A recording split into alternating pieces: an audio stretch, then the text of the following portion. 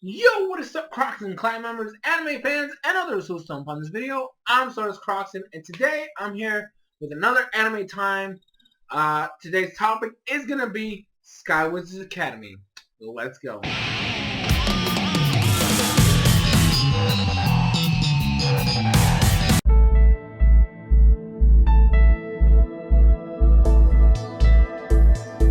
Now, Sky Wizards Academy takes place in a post-apocalyptic, alternate universe to our own, where humanity has been driven off the land by these little demon bug things that are like part machine, part monster, and so are forced to live in the sky. And they all live in little colonies, and they all have, there's different lifestyles, but the people who defend the sky cities are called Sky Wizards, and they each place has different schools that function as a way to teach new young recruits how to hone their skills if they have them, because not everybody actually has the power to be a Sky Wizard.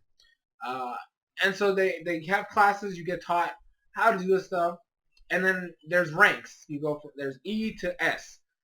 S ranks are the ones that actually go out in the field to do. They're called special teams, and they're the ones who actually defend the city when there's an imminent threat from these devil beetles that happen to be flying nearby in the near airspace. So basically, you have to continuously improve in school. You have to win matches, and by winning after a certain number of matches you win, you actually are able to rank up, or if you pass certain tests until you graduate. A ranks usually have a chance to fight in town, but for the most part, you can't actually be a true Sky Wizard until you reach that special S rank. And so the story of this show takes place with our main character, Kanata, who, unfortunately, he was part of a special team. There were some issues, there was some trouble, and now everybody in the entire city labels him as a traitor because something happened a couple years ago. Now, he actually is recommended by an ex-member of his team to become a teacher, an instructor for what is essentially the worst team in the entire school. They have gone 100 consecutive losses. They have no win in their record anywhere. They are the worst of the worst. So his job is to teach them to improve because the headmaster is tired of this team. Like, she actually ends up planning to just completely disband the team, expel them, all that stuff. So basically, Kanata makes a deal with her to where if they win the Sky Wizards tournament, that's going to happen later on in the series, then they automatically win a spot, and they cannot be, they can't be, expelled. So how does our team do? We're going to have to find out in the final episode section, if you don't mind being spoiled.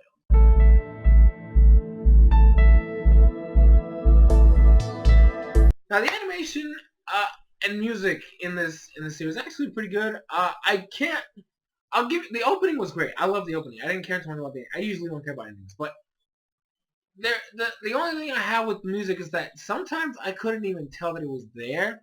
I don't know if that's a good thing. I don't know if it's so good that it blends with the stuff that's happening, or it's just so unmemorable that you just don't pay attention to it. So I actually can't think of a soundtrack that at any point of the show, because I honestly don't. I don't know why. As for the art style, I actually like the art style. The characters all looked great. They all looked nice, smoothed out. No crazy marks anywhere. The action scenes, on the other hand, did leave a little bit to be desired. Sometimes it felt kind of choppy, and because of the fight, the weapons that people have, it made it even look. Sometimes the fights look really awkward because our main three characters. One used a sword that's like part sword, part gun. The other one used some, close range blades, and the other one used a sniper. So it's like, because they have to work as a team, sometimes the fights just look really wonky, because you would have one of them fighting up close, but then you have the other one sniping from the well, not I can't say a distance, but sniping from a distance, and the other one's over here flying around, swinging her sword and then shooting. It just, I don't know. It just sometimes the fighting look really clunky, and even when Kanata fights, he has two weapons. He has a knife, like a little tiny ass knife, and a giant ass sword. Sometimes it just looks like he's just when he's swinging the sword down, it looks really weird. I don't know. I don't know what it was. The action scene, I gotta say that while the art style looked great, I gotta say some of the animation with the action fights scenes were just not as optimal as they could have been.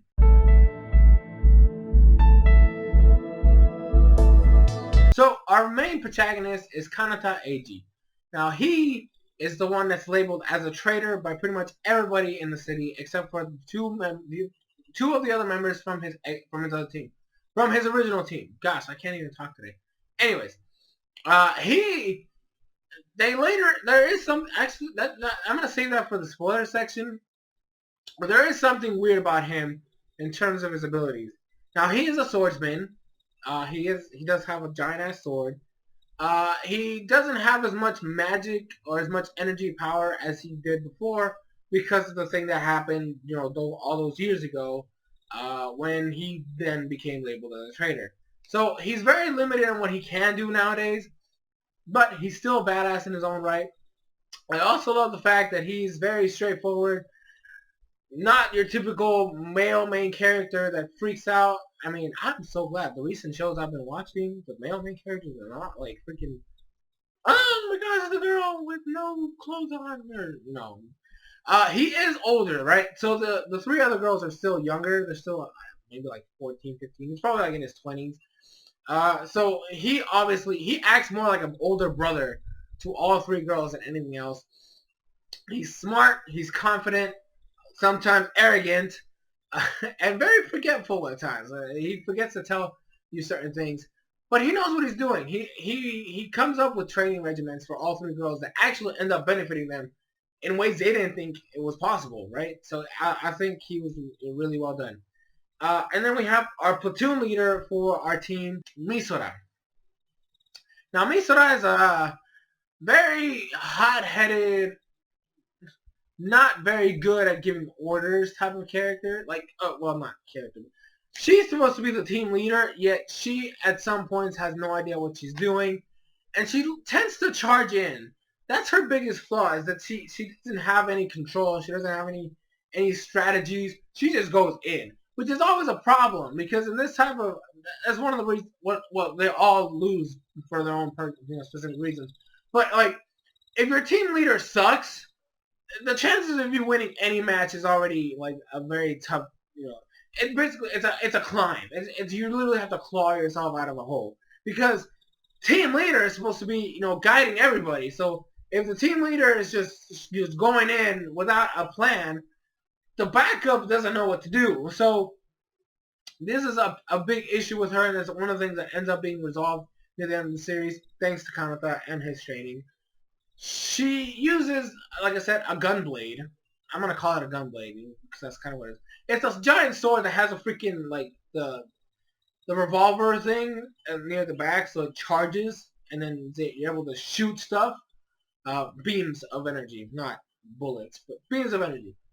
And she uses this weapon because her mom used to use it. Her mom died, and so she wants to carry on the legacy of her mom, which is, honorable, but it takes her a while to get used to the weapon. That's all I'm going to say. Now, the next character is Lekti, who I will say right now is my favorite character in this series. She is the shy girl. Can't look you in the eyes. Gets scared really easily. Freaks out at she's supposed to be a close range fighter, and she cannot be. She just can't do it, because at the moment she starts getting into close combat, she's done, right? Because her opponents, she freaks out, blah blah blah. The thing is, she has skill. She did train. Her family is well known for these weapons that are meant to be close range weapons. So she has a lot of skill in that department. But her shyness really, it really brings her back, because if you can't go in, close range like you're supposed to, then your training is useless and then your weapon is pretty much non-existent. Now the training for her, like I said, Kanata's a genius. He makes her be a cafe maid. Outfit and everything. Why? Because if you get comfortable with talking to people and getting orders, talking to the chef, bringing the orders back, getting used to all these people basically staring at you, you get comfortable in your own zone. So you get used to being around people. So it helps you, it benefits you at the end of the day, because if you can be around all these people, then that means when you go into battle, you got to be comfortable around your opponent, because you can look at them. Because if you can take orders from like 15 people at the same time, you can handle one opponent at the same time. That's all I'm saying. So, and she grew the most. I'll say that she grew the most throughout the entire series. That's probably why she's my favorite. Plus, she's adorable as fuck. The last character I want to talk about is Rico. I might talk about one more, maybe. Rico. She is the sniper. She is arrogant as fuck. But she does this because she has low self-esteem. What do I mean by this? Well, you guys know how sometimes people, when they have low self-esteem, or they feel bad for themselves, or they just do not trust and believe in themselves. They act really arrogant to try to put other people down to make themselves feel better. That's the type of character she is. That's the type of person she is. She feels inferior to her older sister, who is the grandmaster of the school. She is the boss. She's the ruler. She's the principal, whatever you want to call her. That's her sister. And she's always felt inferior to her. And because of this inferiority complex, she acts and believes she is a goddess. Her beauty surpasses everybody else's. Arrogant as fuck. Does not like to practice because she's a genius. She doesn't need any help. She doesn't need to train because she's good at everything. Blah, blah, blah. No. Actually, she's one of the reasons why all of the three of them are the reason they lose. But she also is a very big factor because she doesn't play well with others, because she's a goddess, she's the ruler, blah, blah, blah, blah, right? So her training was just getting, believing in herself. Finding out that she is good at things. She can do things. She doesn't need to prove herself to anybody. Granted, the problem with her is that she didn't grow. Like, yeah, she got comfortable with herself and she didn't feel as bad, but she still was arrogant as fuck no matter what, and she still called herself a goddess by the end of the series. So I honestly feel like she grew the least out of the three characters, which is sad. Now, the last character I want to touch on is, I'm just going to say, there is a villain that does show up. You could really tell he was going to be a villain when he was first introduced, even though he didn't act that way, and he wasn't, portrayed to be. But you can tell because he's one, I don't remember his name because it really simply is not important. His villain tendencies came from the fact that he fell in love with one of the characters. Her name is Yuri. He fell in love with her because of an incident that they had. Like, there was run-in, and he fell in love with her because of reasons. I guess her beauty. And then, like, because there was an interview that Yuri had where she said she only dates guys that are stronger than her, or people that are stronger than her, he went, you could tell where this is going. He went insane and tried to prove himself. He wasn't a fighter, though. He did not have any powers, none of that shit. So he's a scientist. What a scientist. You can already tell where this is going. I'm going to go into full detail in the final episode section, but I'm just going to say that should tell you enough of what might have happened.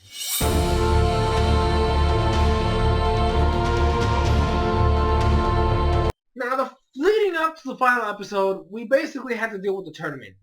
There is a problem I have with the tournament. Now, I didn't read the manga, so I don't know how it went in the manga. But in the anime, you have the episode starting off the tournament where they win. The episode right after that, guess what? They're already going to the finals. So they literally just skipped their rise through the tournament. And honestly, that pissed me off because there was a shit ton of teams that they would have to gone through to get to the final rounds. So like I kind of wish we had seen more of that. Like I said, I didn't read the manga, so I don't know how they had that tournament arc set up. If it was the same way, because if it was the same way, then I guess there was nothing to do about it. But if they actually showcased every battle, I think that was a missed opportunity. They could have extended the series a little longer. That's all I'm going to say.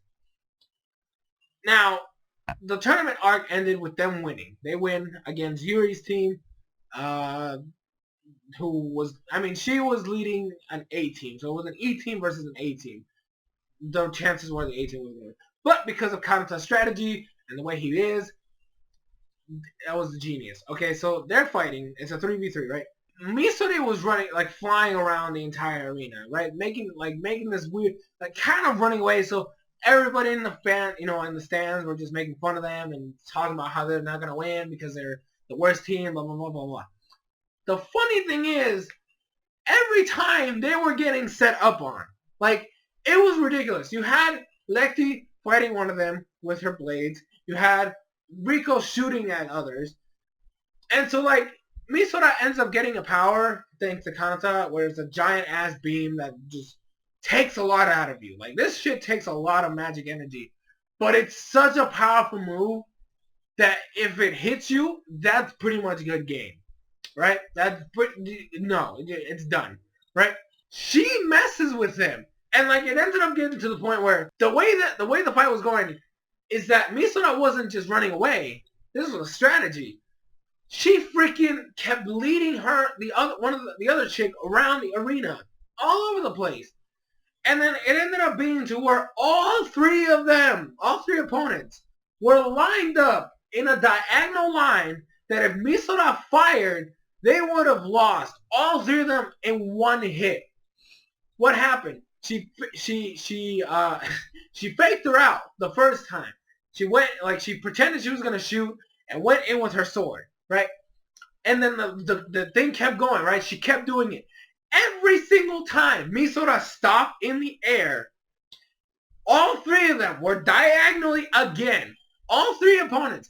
They kept messing with them so bad that they started freaking out. This is an A team, right? These are the people that are always calm, relaxed, ready to go. And they were getting just freaking out because they kept getting set up for this one giant attack that wasn't coming yet. So they were going from being hunters to hunted. And it ended up being to where Misora basically faked her out so much that when it came time, she was like, okay, I'm sick and tired of you playing games. I'm going to go in, and Misora fired that shit, and all three of them went down. Because again, they were set up in a diagonal line, perfect shot, done. I was like, damn, this dude is a genius. And then we got to see the villain. Now a freaking monster, right? So like I said, he's a scientist. He ended up messing with one of the Devil Beetle cores, which then took control of him, turning him into a monster. Then it was him versus Kanata, Yuri, and three girls. And then, like, basically, Kanata didn't do shit. And that's honestly the thing that disappointed me. It's like, I don't know why, because his power, this is what happened with Kanata. The same thing that happened to the scientist happened to Kanata, except Kanata, I guess, got control of it. He actually has, the Beetle's power inside of him. So, but that was only the second time we've seen it, and then the first time he was a boss, but the second time it didn't help him with shit, and then, like, it ended up being, I mean, I guess it was to showcase that the other girls had learned something, which caused them to win and beat him, and then Yuri was able to take him out. But, like, it just felt kind of, I don't know, kind of just laid out, like nothing is... but the girls win. Yuri ends up having to join Kanata's team because of a bet they made. And that's basically it. Now, while there's clearly flaws with the show, like the fact that, some of the fight scenes just don't look as good as they should. The music isn't memorable about anything. And it's a great underdog story. It really is. That's honestly the best thing about it. The fact that these three girls had to basically crawled themselves out of a hole. I mean, 100 consecutive loss streak, like that's just that you just don't. I wouldn't want to live anymore, man. That's a lot. Like the fact you can't win. I mean, honestly, I would have given up. I really would have. Maybe it's just that I don't have the motivation or the drive to keep losing. But I mean, that's what made it so great. Like honestly, like you felt for these girls. You saw them crawl and just dig themselves out of this because it really is heartbreaking to lose that many times. And even when you start training with this new person who's really helping you, you're still losing. I mean, it's just I don't know, man. I don't know if I would have been able to handle it. But these girls, they fought through thick and thin, and they did great. They really did. So, but yeah. So as rating, I guess I'm gonna say I gotta give this a finish it. It really is like just for the underdog story. You have to finish it. You have to see how it ends. Plus, you need to see the villain, which only really realistically shows up at the end. So if you don't want to see the conflict, the antagonist, I don't know, you're not gonna you're not gonna get the full experience. But it's not for everybody, obviously. If you don't like underdog stories, then you're probably not gonna give a damn about this one. But yeah, so that's gonna be my review for this series. Hope you guys watch it. The link will be in the description for Funimation.com. You can watch it for free because the series is over. So if we ever get a second season, I actually wouldn't mind watching it because there's some things in there that I still question. So hopefully second season would explain some of the things there. But yeah, so thank you guys so much for watching. I'm SoresanCrockxen, and I'll see you guys in future videos.